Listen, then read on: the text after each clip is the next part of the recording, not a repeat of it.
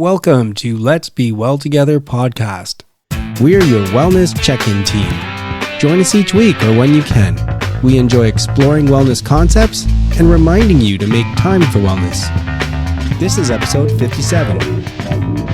We hope our territorial acknowledgement improves allyship with Indigenous people within a reconciliation process.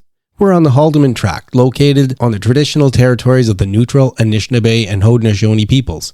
We acknowledge the presence and traditional knowledge, laws, and philosophies of the Indigenous people with whom we share this land. Welcome to another week of Let's Be Well Together. It's John Webster, and I'm here with Elise Siefert, who's going to be doing some more co-hosting with us. How are you doing, Elise? I'm doing great. How are you doing? Excellent. And so I was just telling you off tape that part of the rhythm that we're going to be working on is we're going to try and talk a little bit about environmental on a regular basis. Mm-hmm. And you mentioned something that kind of caught me off guard on the environmental side, which has to do with Buddhist temples. So tell me a little bit more about that.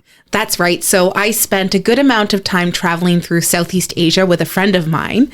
And throughout our travels, we got to see a wide number of Buddhist temples.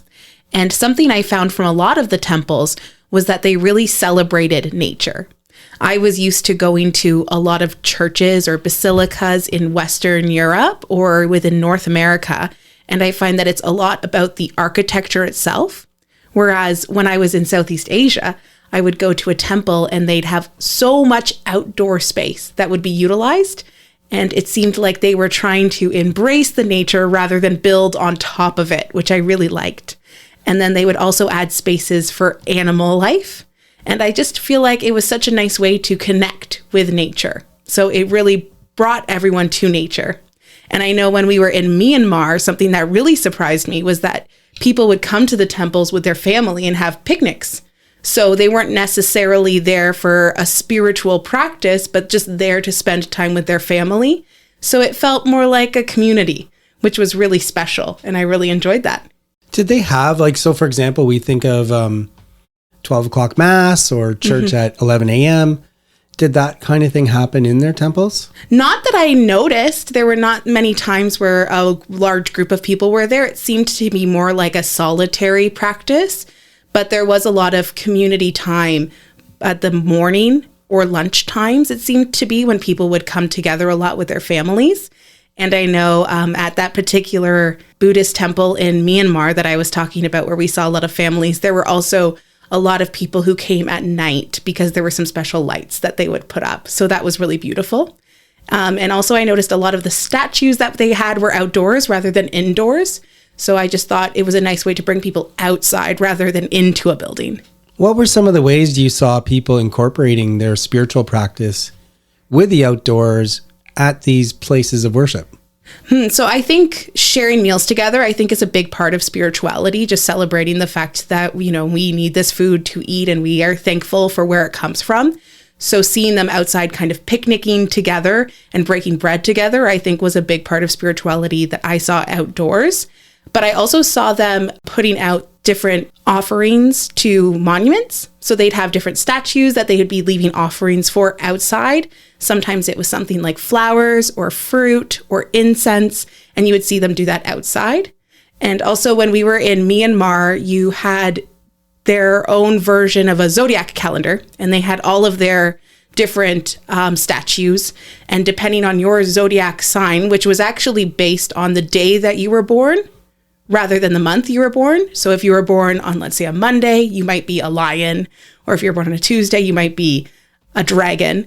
So you would pour water onto that statue and kind of celebrate that statue. So that was all done outside. So typically what I had noticed in more of our Western cultures is that everything would be inside. Whereas for these, all of the statues and monuments would be outside, and that's where you would celebrate them.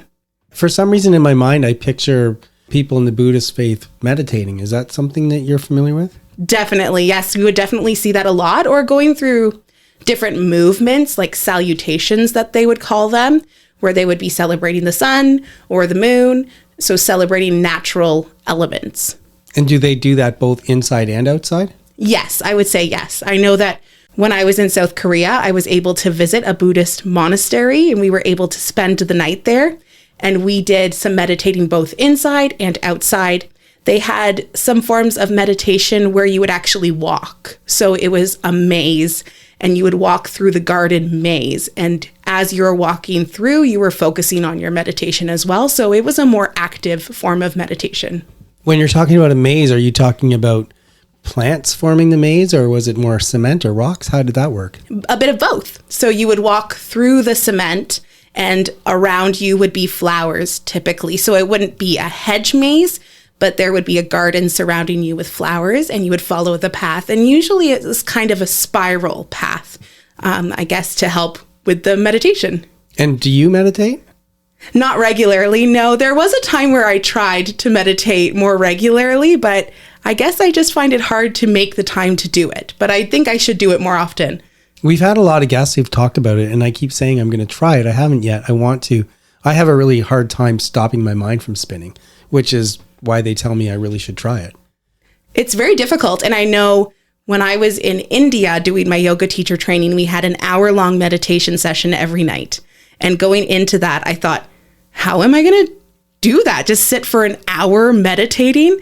But they actually taught us different forms of meditation that were more active. So one that I really liked was one where they put an object in the middle of a circle. We all sat in a circle, and they put this big vase in the middle of the circle. And for 15 minutes, you just would scan the vase from the top to the bottom as slowly as you could. And then for the next 15 minutes, you had to try to see the whole object all at once. Just really focus on it for 15 minutes. And I found having something to focus on helped me to stop my mind, and was still a valid form of meditation. So learning that there were different forms of meditation were very helpful to me. And was that inside or outside? We did that inside, but it was all just screened in walls. So it felt very connected to the outdoors.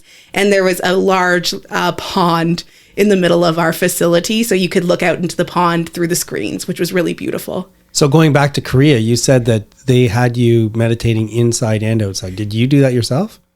Yes. So we were part of a guided meditation with the Buddhist monks.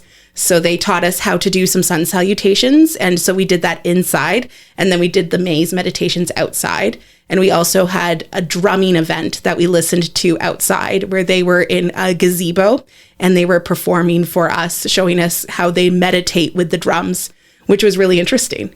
And you say sun salutations. To me, that brings to mind yoga. Are they the yoga sun salutations? Very similar. They called them sun salutations just in the sense that you're going through movements and you're warming up your body. And it was performing for the sun because they typically do it at the beginning of the day. You mentioned that you did different types inside and out. So it's not really apples to apples. It's more like apples to oranges. But did you get a different feel when you were meditating outside as compared to meditating inside? I think yes. I think anytime I'm connecting with nature, I always feel a little more calm. I think there's something about being outside and being connected to the elements, the wind, the animals, the plants. I think there's something very calming about that for me. Yeah, definitely for me too. I just love being in nature, whether it's going for a walk. Actually, like I often run through nature and I don't quite get exactly the same feeling, but it's more so if I'm walking through nature, then it really has a calming effect on me. And we've talked on our show a little bit about what we believe. I think it has to do with it actually lowers your cortisol levels based on some kind of chemical process. But that's amazing. So I guess what you're saying is when you were in Asia, you often saw the religious places being partially in the environment, in the outside. Yes, and that was something I really took away from the experience and really thought was special and amazing. I think nature's so beautiful.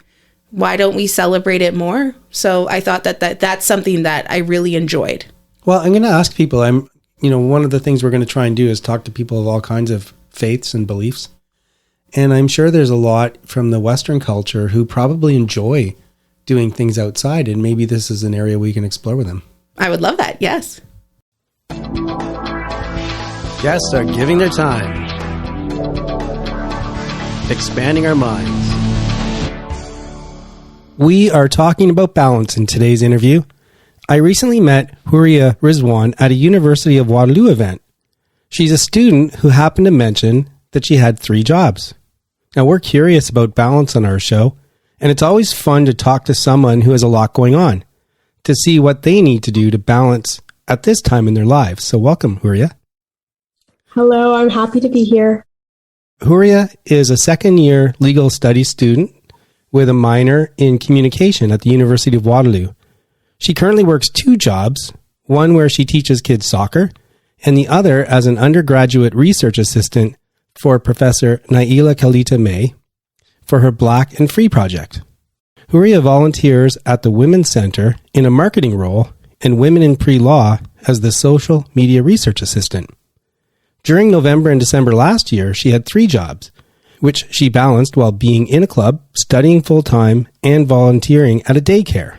She plans to attend law school and become a family lawyer specializing in divorce and or adoption. So let me set up our chat. I don't think we'll get far into a discussion about how you balance all this stuff, but I'd like to get a feel for what you have to balance, what you're juggling at this time in your life. I'm at a different age and stage, so quite curious. So right now I am a club member for Women in Pre-Law, and I do a lot of social media research and a bit of marketing, so like media assistance. I'm volunteering for the Women's Center for their social media work. And then I'm also going to be training volunteers pretty soon, as well as I'm also doing research. So right now my professor has just launched, and I'm very happy for her project. So I'm working on all her social media stuff. So this is through Facebook, Instagram, hopefully Twitter as well. We're working towards that. And then I'm also controlling her brochure that she will publish to her project partners to make people know about her programs and her future projects that she's working on. As well as this, I care very much about school. I really want to go to law school in the future, and it's been a goal of mine since high school. When I was very, very lost in what I wanted to do, I was like, I want to be a lawyer. I know what I want to be. So it's kind of pushed me to do a lot of things and to open up myself into balancing stuff, because my end goal is that I want to go to law school, and I will do anything to build myself to be a successful candidate for law school. So I'm managing those things as of right now. Well, what's hilarious about all the stuff you just said is that basically you didn't say that you're a student at university and you take courses and do homework, but you have all this other stuff. It is interesting. So are you saying in part that one of the reasons you do all these things is because that's possibly an expectation or something you need to do for your resume so that it increases your odds of getting into a law school? Is that how things go these days? I think it's not just that. In high school, when I first was in high school, like grade 9 and 10, I really didn't have a direction on what I wanted to be or what I wanted to do. And as having immigrant parents, I was constantly like pushed to kind of figure that out. And because I was so pressured of it, I thought that, I'm not doing anything. So it really impacted my grades and it really impacted my motivation. It wasn't until like grade 11 where I entered mock trial, and it kind of pushed me to want to actually explore a career as a lawyer. So it's not essentially me wanting to build a whole resume, while that is a big goal of mine, and I really do want to apply to America in the future. It's more about being supportive of the younger version of myself that did not know that she could be at the position she is right now, and that she is capable of, managing all these things and also getting good grades and having a solid plan of what she kind of wants to do for the future. Wow, that's amazing. And I think it's better that way too, that really you're enjoying doing all this stuff and you're getting something out of it. And especially when it comes to things like self-worth and building up confidence and the rest of it. Tell me a little bit about school. So how many classes would you be taking right now? So I'm a full-time student. In the summer, I did take 2 classes. Usually I would have like a 5-course load, but since I had those 2 summer classes that I completed, my course load is 4 classes right now. I'm taking 3 online and 1 in person as of right now, just because I want to be able to handle all the things I'm doing both remotely and in real life for like campus to have that balance for my online classes right now. So I can also focus on co-op because I'm going to be in the co-op program for the summertime. So my balance is necessary in that way. How much time around are you spending a week on each course? So I dedicate a lot of my time to school like first. And so every single day I try to minimum study 3 hours. And some days I'll study even more, like when it comes to exams and stuff like that. So every day I'm studying like on average 3 to 5 hours. Like today I spent like 5 hours doing like a bunch of schoolwork. And then the rest of my time I do like my projects and I finalize everything with that. So I have time throughout the day. And since I wake up early as well, it's also divided all my time very evenly. So I have a good chunk of time doing school because that's the top priority. Grades are important. And especially if you want to go to grad school or law school, grades are very important. And that should always be your top priority. So that is usually the center of my attention. And then I space out everything. So I have like 1 hour doing one club, 2 hours doing my social media for my professor, like her research. And that's just kind of how I divide school up, including those extracurricular activities that I want to also work on. I'm going to ask a different question, but before I get there, what is a social media research? What does that mean? I'll explain it for women in pre-law.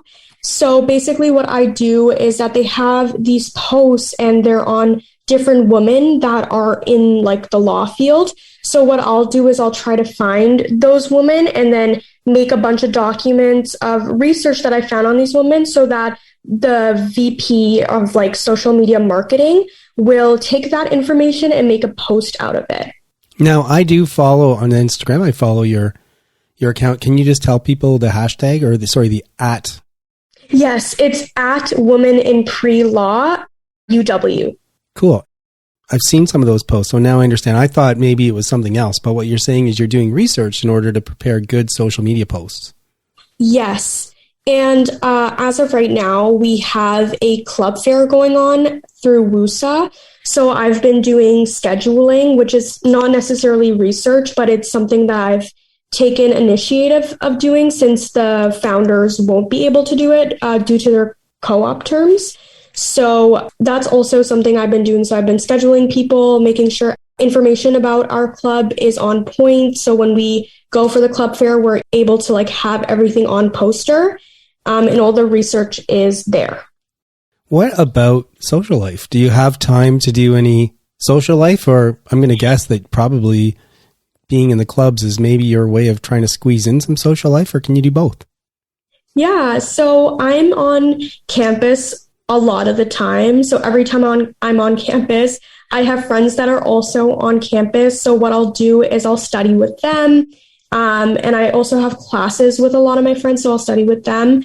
And I also tend to take weekends, like there's like every 2 weeks, like a weekend to hang out with friends as well. So dedicate like a day to like spend time with friends and family, because that is very, very important to me as well. So I don't burn out. Okay. And then what about, is there any downtime where you can actually let your mind rest? You know, maybe you're watching TV or reading a book or going for a walk. Do you get any of that? Yeah, so in the mornings, I tend to have a routine where I journal, and at night, I tend to read for like 30 minutes because it just calms down my mind and it lets me reset. Most weeks, if it's not a really heavy week, I take Sundays off. So I don't look at any of my emails. I don't look at any schoolwork. I just reset. And so I do anything with my family that I really want to do. I spend time with my sister because I love hanging out with my sister. I feel like she is an amazing, peaceful, and just overall like my favorite person in the entire world. So I spend time with her on Sundays a lot. And that's most Sundays. So that's like my reset day. Like that's when I clean. That's when I get everything done that I need to for my mental health. This has been both amazing and nostalgic. I mean, it's amazing hearing all the stuff you do. it's also nostalgic because I'm starting to remember some of the things I was juggling at school. And some of the ways I dealt with things are similar to what you're saying. So thanks for that. Now, we're toward the end of the interview, and I'm not sure if you know this, but we ask every guest the same question. And it's in a context where we all have important areas of wellness in our life, but we don't really have enough time to focus on all of them at any given time. So we do what we call a little mini wellness check-in. Yes. Are you currently neglecting an area of wellness in your life? And if so, can you think of even one activity you could do to foster wellness in that area? I think the one thing as of right now that I'm neglecting is a bit of my sleep, because it's like one of my more busier weeks because I just launched my professor's social media stuff. So one thing that I'm definitely going to do this week is, once I'm done waking up very early and staying up very late, I'm going to take the next Friday, Saturday, and Sunday, getting back into my routine and settling back in, because I don't want to have a floppy sleeping schedule. That's not like me. I like waking up early, getting to sleep early as well. But I'm going to take the next 3 days just to relax and redo my schedule so that I'm not tired and constantly burnt out. That's a really good one. We're big proponents on our show about getting lots of sleep. I've read a lot of stuff and listened to podcasts about the importance of it. And I heard one expert talk about it one time, and it just came down to, I thought it was really good. He said, look, it's very simple. If you can think of anything you do in your life, any activity, anything at all, you're worse at it if you didn't get enough sleep. So get enough sleep.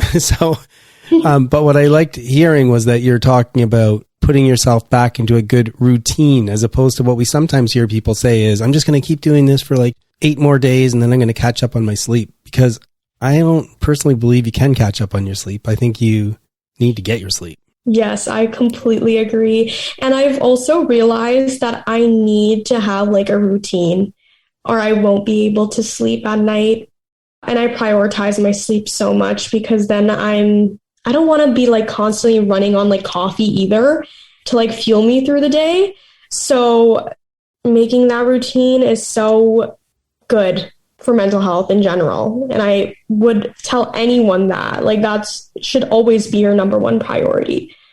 I'm like that too. And sometimes it sounds, I don't know if the word's nerdy or boring or what, but when you say I'm going to make myself a schedule, I'm going to develop myself a routine, my experience is there's a lot of us, you and me, it works for us. And without it, we'd be a bit lost. And with it, we get our sleep and we get our rest and we get work done and we get everything done on our to-do list. So I hope you float into a really nice routine. And I really appreciate someone as busy as you taking a little bit of time to tell us about what it's like to be a busy university student in this day and age. Thank you so much for having me on your podcast. It has been wonderful. And I hope that this helps someone that's also in university, or motivates someone who's in university and feels very overwhelmed with their own schedule. One of the big things we're trying to do on the show is just have regular people like you and me talking and normalizing things and letting other people know that we're going through the same stuff. So I think that you will achieve your objective. Thank you.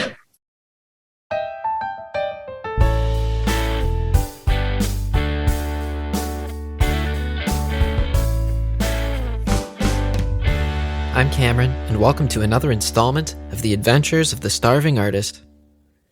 Well, let's get right into it.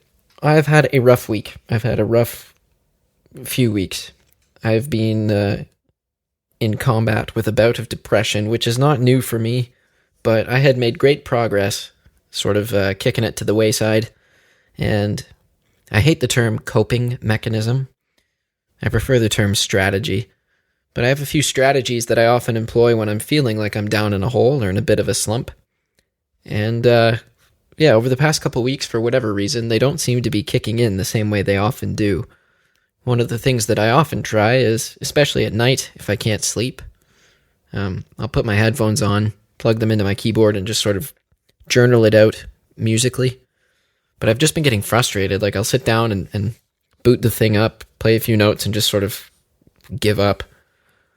And I haven't really taken the time to sit there and think through what's going on, but The newsreel has a big part of it, is a big part of it. I'm really feeling the weight of the world this week. I'm feeling for Ukraine, Ohio, Turkey, Texas, now Michigan. There have been more mass shootings in the States than days this year. Everywhere I look, it just seems that things are bad. And I realize that as a musician, maybe my job is to take those things and give voice to some of that. But when I try and sit and write about it, it doesn't seem to be coming out. It's not organic. It seems forced. And we end up right back where we start. So I've been working through that a little bit. On the musical side of things, stuff that has been working out, those jazz tunes that I sent off to get mixed, I got the mixes back. I think I told you about this a few segments ago. And I listened back to them all polished up. And while the mixes themselves are fabulous, I realized that one of the tracks I'd created was not awesome, not my best work. So I've decided to axe that one and replace it with something new. But rather than just sit at the keyboard and, okay, write a jazz tune, instead I'm trying to do it with a little bit of extra structure and a challenge to myself. The challenge is to use a specific chord type called a 9, a major 9. And I won't go into detail about what that means, but just for today, suffice it to say, it's like a normal happy sounding chord with a little extra color in it. And there are specific rules that, go with it because it's a different note that doesn't usually go there, etc. But with all rules, there are, of course, ways to break them that are good. There are ways to break them that are bad. And there are ways to break them that are so out there, you can't help but admire it. So I'm trying to explore that stuff. But yeah, I just want to leave you with a little chunk of the chord progression and how it sounds. So we'll get the keyboard going here.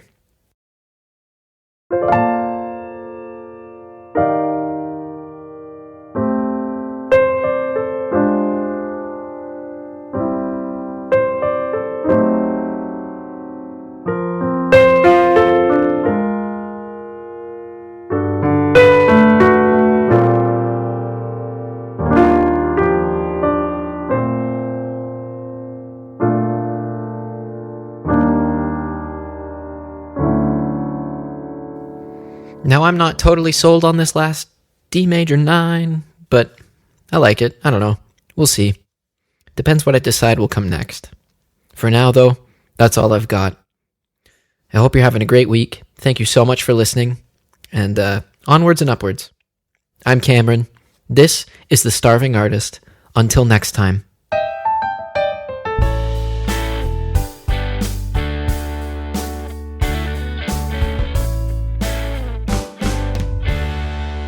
We love our listeners and thanks for joining us. Please help spread the word about Let's Be Well Together podcast.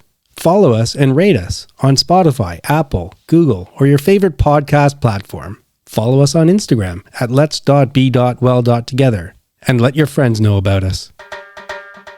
Move that body like we're meant to do. Together at the gym. Together. Let's be well together. Together. And that means you need some etiquette. Mm-hmm. And rules. Yeah. So we're going to start making up Let's Be Well Together etiquette rules for the gym. Sounds good. So what do you got? Okay. So number 1, always wipe down your machines.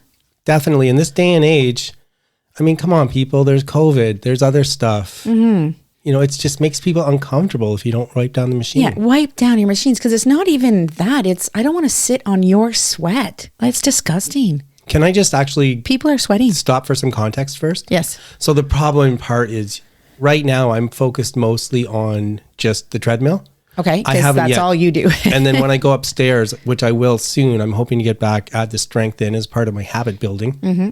When I go back upstairs, I'm mostly just using weights. Mm-hmm. Whereas you like a lot of the equipment, the upstairs machines where you sit and you work on your arms. And I do half and half. I do weights and equipment.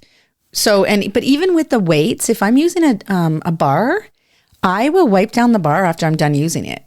What I'm talking about is usually the machines, the aerobic machines. And Sheila's often talking also about upstairs and the bars and everything else, right? Yes, true. Okay, so wipe it down. Wipe it down.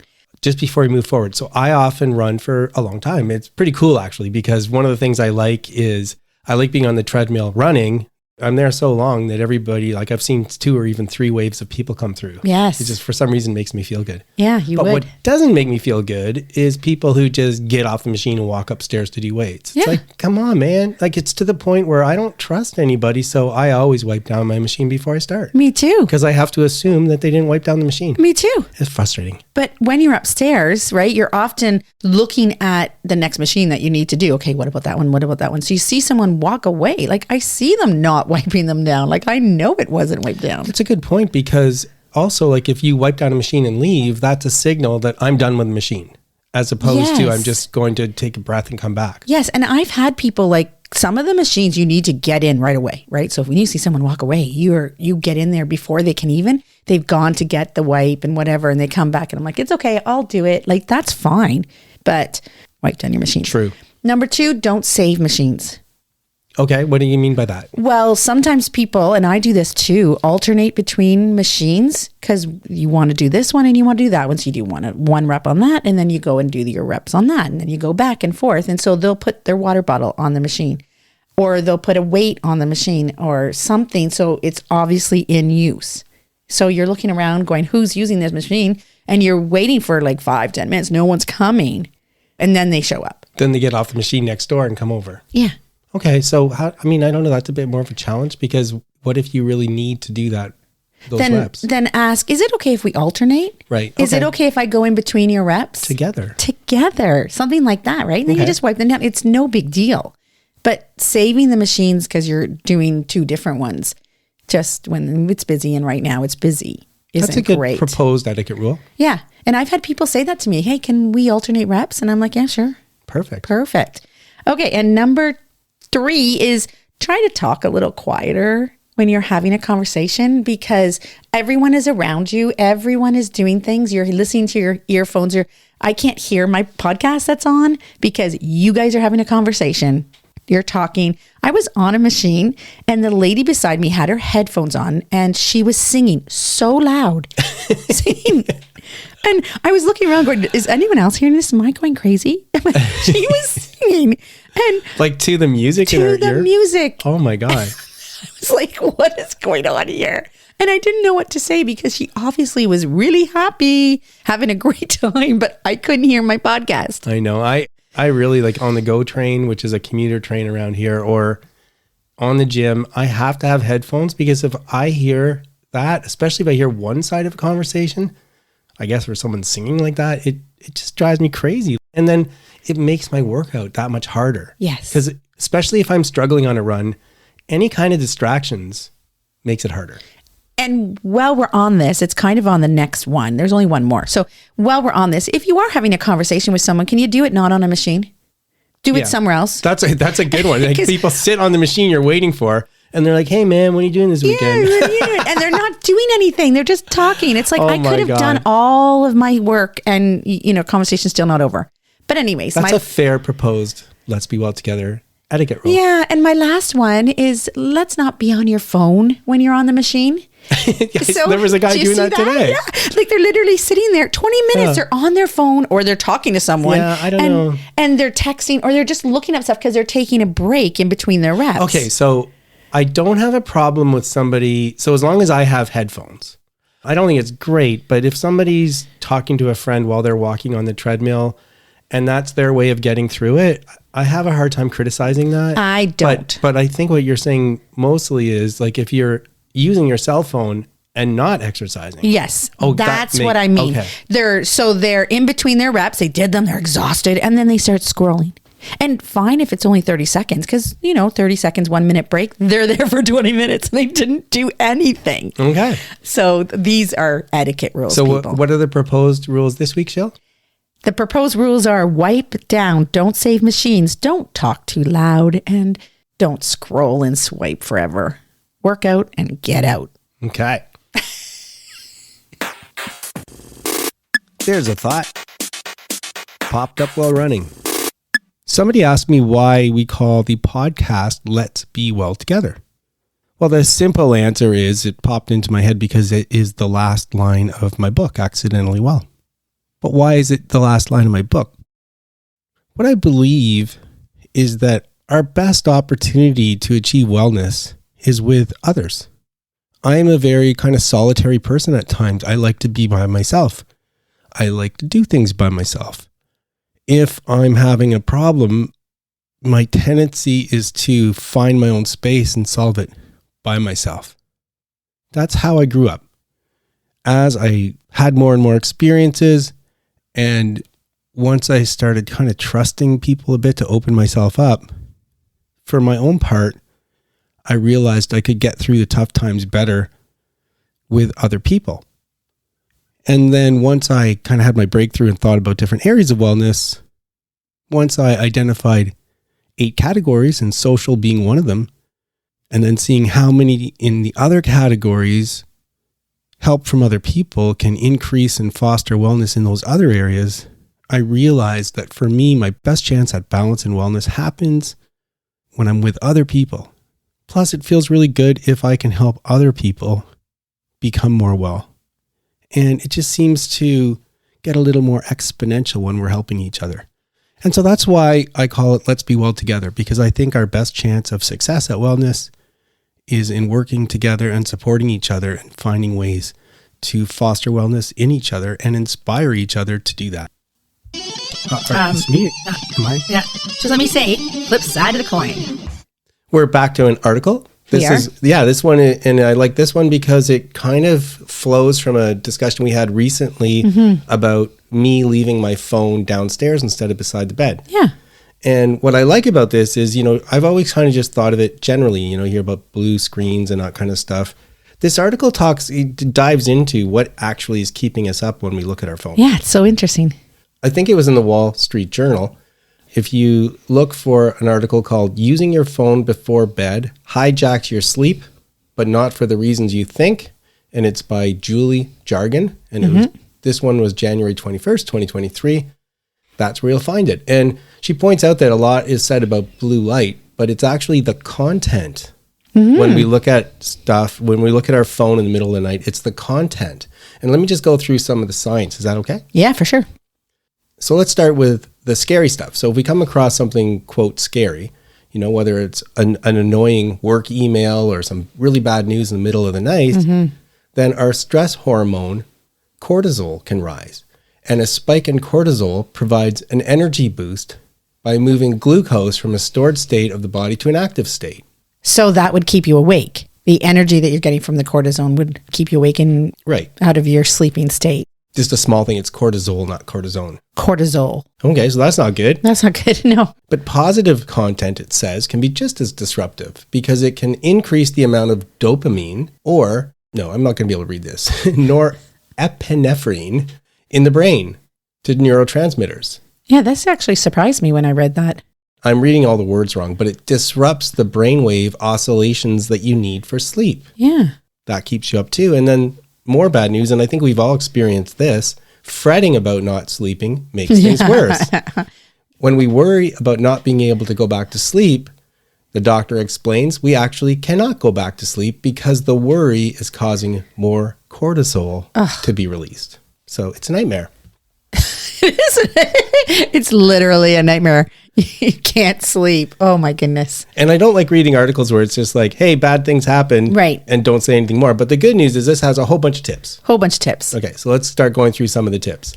First of all, it says know your triggers. So not all screen activities are bad for sleep. So you have to, from your perspective, starting to assess for yourself, what are the kind of things you do with your phone that kind of excite you or get you worried and that kind of stuff. Right. Or maybe something that calms you and lets you go to sleep, right? There might be something that you do at night that can calm you down and get you ready to sleep.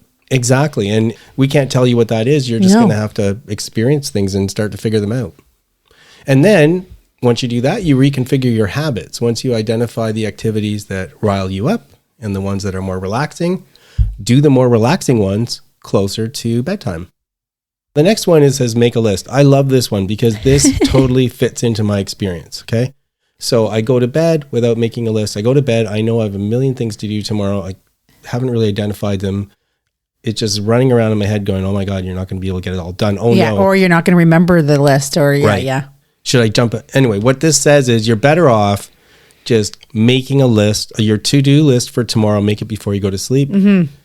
Even if it's a bit daunting, at least then you're not running through it. Yeah, and you got it written down. I'm not really a to-do list person. So what I do actually is instead of writing a list, I do a number. Like, oh, I've got to do this and this and this and then this. Okay, there's 6 things I have to do. Oh, I like that. Yeah, there's 6 things I have to do tomorrow. Write it down. Got it. Done. The next one on the list is to use tech to combat tech. And what's really cool, I'm not going to go through each one, but essentially if you get to know your apps, you can use things like TikTok and Instagram and your iPhone, do things like do not disturb and a whole bunch of other stuff that will help you avoid things popping up when you don't want them to. Yeah, and not only that, they can also start to wind down and start not giving you the notifications and remind you that it's time to go to bed, which I thought was really interesting. I'm not a techie person. It's great that they're starting to realize these things. And again, tech literacy is really important. And you say you're not a techie person, you're right, but we all have to make efforts. And so I remember, to go off script for a second and off topic, they teach courses now at libraries for older people on how to use tech. Because if you think about it, how many decades ago was it that if you couldn't read or write, you'd have a hard time getting a job when you had to start filling out applications? Yeah. Right? Well, now you have a hard time getting benefits. You have a hard time applying for government stuff. You have a hard time getting jobs if you're tech illiterate. So it's really important for all of us to get a degree of literacy on tech. That's true. Another tip it says is only glance at a time. So this is a discipline thing, right? It's the middle of the night. You want to look what time it is. You tap your screen. It's locked. If you just stop there, you're good. Right. You got to resist the urge to unlock and look at more stuff. Yeah. See, I actually did do John's thing and I got a little alarm that I don't use my phone for now. So I don't look at my phone at all night. I don't use it as a clock. I don't use it for anything. So. And the good thing about you is because you don't use your phone as much as a lot of us, you can leave it beside your bed and you won't look at it. I won't look at it. Yeah. Now, this one's a little more controversial. I think it does talk about creating a family tech plan. And essentially, the article says, look, we get it. For a lot of people, you have to have your phone beside your bed when you're sleeping. So try these tips. But it does say that this particular person recommends to their patients that for kids, there's kind of a no phone in the bedroom rule. You just don't bring the phone to the bedroom. So anyway, it's something to think about. And the last one, which works for me too, is restart your sleep routine. So I'm in bed. Something went wrong. I looked at the phone, whatever. I thought of some bad news. I didn't do my to-do list. So I'm in bed. Now I'm starting to spin. I'm having a hard time going to sleep. And I'm worried that I'm going to do that thing where the fretting about sleep is going to kick in the cortisol. So I often get up and go downstairs. Right. And I just do something for 15 minutes, half an hour, and then I go back to bed. It says restart your sleep routine. In doing that very thing, go away, start again, go back, and you might avoid the spinning into the cortisol problem. I really enjoyed that article. What I liked about it is it shows that it's not always just an all or nothing thing. It's not just phone out of the bedroom, like downstairs versus phone in the bedroom. You can have it in the bedroom, but you still have tips and have to be disciplined. Exactly. Please remember that we're not providing advice. We hope to inspire you to work towards balance, and we urge you to consult with qualified people if you need advice. The people on the show are speaking in their personal capacities. Their views expressed are their own, and don't represent the views or opinions of their outside contacts, their employers, or anyone else. We try to get things right, but we can't guarantee everything we say is correct, or that the things we talk about will work for you. Let's be well together, and let's be sure to do that in a safe way. And it's sign-off time. It's Sheila here with John and Elise. Hello. Hello. Elise came down because it was Jeremy and Amy's stag and doe yesterday. It was a wonderful time. Jeremy is our son who's getting married. It was a wonderful evening that we had. John kind of learned how to hula hoop. I did post, for people who know me, that went up on my story, which means it's only up for a day. So by the time you're listening to this, it won't be up anymore, but it was a pretty funny video. Yeah, we had games to play and silent auction items, and we even did a spot dance, if anyone knows what a spot dance is. Not me. I was shocked. Like anyone 30 and under, they've never done a spot dance before. They were like, are you going to put us on the spot and make us dance? Like they didn't know what the heck that was. You dance, you get on the dance floor, and everyone just dances. When the song's done, there's a spot that was picked before, and they win a prize. So everyone was trying to figure out where the spot was, if it was closest to the clock and it was closest to the bride. So my brother Don won that and it was great. So what a wonderful, I'm just so happy that everything worked out and that everyone was able to come and it was fun. So what about you, Elise? What's going on with you? Oh, yeah, it was such a fun event. I'm so glad I was able to come. Me too. This week coming up, I'm actually finishing a 6-week training series. So I've been doing a 6-week weight training series. Oh. So I'm starting week 6 and I'm starting to notice some strength increase in areas that I didn't expect. So for example, my knees. Nice. I know my knees have been pretty bad from dancing. So I'm noticing a lot of strength building in my knees, which is great. And I did not expect that. So I'm excited to follow through with that and then continue with my weight training. That is exciting. And I think we should also do a shout out to Stephen because today is his birthday. Happy birthday, Stephen. Yeah. Stephen is my husband. How about you, John? What do you have up this week? And also, we're recording this on the Saturday, not on the Tuesday when it's released. So I'm going to couple segues. So first of all, Sheila mentions one thing, a spot dance, but she has been going like a whirlwind for weeks getting ready for this. It's been incredible with dozens of moving parts. So that was really well worth it. It was an amazing night, Sheila. Thank you. On the weight training side, a couple weeks ago, I said I was going to try and choose between weights or core. I chose core and I started back at it this week. And oh my God, I'm in terrible shape. Like if I'm doing it normally, I can do so many push-ups and so many sit-ups and all this stuff every day. Like I could just drop and give me whatever push-ups. Well, I did half those push-ups on, I think, Tuesday and again on Wednesday. And by Thursday, I could barely move my arms. Like I couldn't even do them again I had to take a day off. Yeah, he said, I think I have to take a day. The good news is I'm starting again. The bad news is it really hurts. But the good news is I also know that if I then keep it up, that's why I need to do it. Because the fact that I'm not doing it is showing that I'm just don't have it. So I'm hopefully going to get it back. So it's been a great weekend. Lots of fun. Such a great night last night. I had so much fun. And I think that's it for me. That's it for me. You? That's it. Okay. So hopefully you enjoyed the show and we'll see you again next week. Bye. That is it for today's show. Please try and make wellness a priority. You deserve it.